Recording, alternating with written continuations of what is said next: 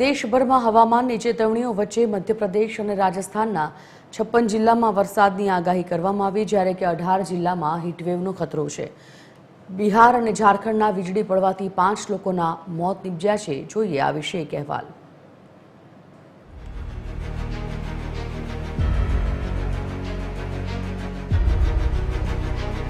હવામાન વિભાગની આગાહી મુજબ મધ્યપ્રદેશ અને રાજસ્થાનના 56 જિલ્લામાં હળવાથી મધ્યમ વરસાદની શક્યતા છે, જ્યારે 18 જિલ્લામાં હીટવેવની સ્થિતિ યથાવત છે। રાજસ્થાનના જોધપુર અને બિકાનેરમાં તાપમાન 44 ડિગ્રીને પાર કરી શકે છે, સાથે ધૂળની આંધીની ચેતવણી પણ જાહેર કરાઈ છે। બિહાર અને ઝારખંડમાં વીજળી પડવાની ઘટનાઓમાં 5 લોકોના મોત થયા અને જ્યારે 4 લોકો ઘાયલ થયા છે। બિહાર અને ઝારખંડમાં આગામી 5 દિવસ સુધી વરસાદ અને વીજળીનું એલર્ટ જાહેર કરાયું છે। દરમિયાન દક્ષિણ ભારતમાં ચોમાસાની પ્રગતિ થઈ રહી છે, જે આગામી 4 દિવસમાં કેરળ પહોંચી શકે છે। તામિલનાડુ અને કર્ણાટકમાં ભારે વરસાદની આગાહી છે।